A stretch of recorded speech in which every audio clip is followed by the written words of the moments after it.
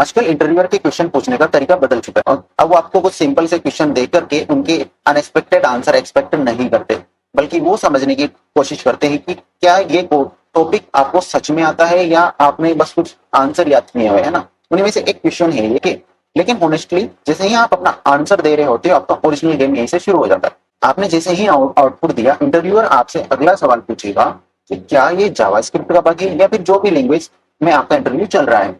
तो अब आपको अपना एक स्मार्ट आंसर यहाँ पर रखना होगा कि ये जो आपका प्रॉब्लम है वो जावास्क्रिप्ट का नहीं है या फिर आपकी पाइथन या सी या जावा की नहीं है, ये सारी ही मेजर प्रोग्रामिंग लैंग्वेज में देखने को मिलती है। क्यों? क्योंकि ये प्रॉब्लम लैंग्वेज स्पेसिफिक नहीं है, ये कंप्यूटर के नंबर सिस्टम की प्रॉब्लम है।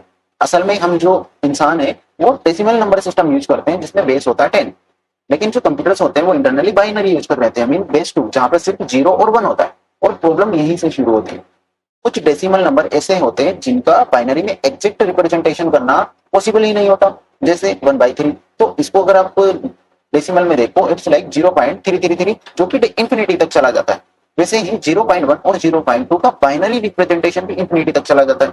लेकिन क्योंकि कंप्यूटर्स की जो मेमोरी होती है वो लिमिटेड होती है, तो कंप्यूटर्स इन वैल्यू को इंफिनिटी तक स्टोर नहीं कर सकते, इसलिए वो एग्जैक्ट वैल्यू स्टोर करने की जगह उसका क्लोज्ड अप्रोक्सीमेशन स्टोर करते हैं, मतलब वैल्यू को कुछ बाइट के बाद कट ऑफ कर दिया जाता है। अब इससे होता क्या है, इससे उस नंबर की जो नियर एग्जैक्ट वैल्यू है वो स्टोर होती है, ना कि एग्जैक्ट वैल्यू। इससे अब क्या होगा, इस अप्रोक्सीमेशन की वजह से जब भी कोई कैलकुलेशन इन नंबर पर परफॉर्म की जाती है तो एक टीनी प्रिसीजन एरर देखने को मिलती है, जैसे कि 0.1 और 0.2 के केस में। इसी वजह से इसका आउटपुट अनएक्सपेक्टेड देखने को मिलता है। तो एक्चुअल में ये प्रॉब्लम किसी भी लैंग्वेज की नहीं बल्कि उस तरीके की है जिसमें कंप्यूटर्स डेसिमल नंबर को इंटरनली बाइनरी में स्टोर करते हैं। और जो भी मॉडर्न लैंग्वेजेस है जो IEEE 754 फ्लोटिंग पॉइंट स्टैंडर्ड्स को यूज करती है, उनमें ये ऐसी प्रिसीजन प्रॉब्लम्स कॉमन है।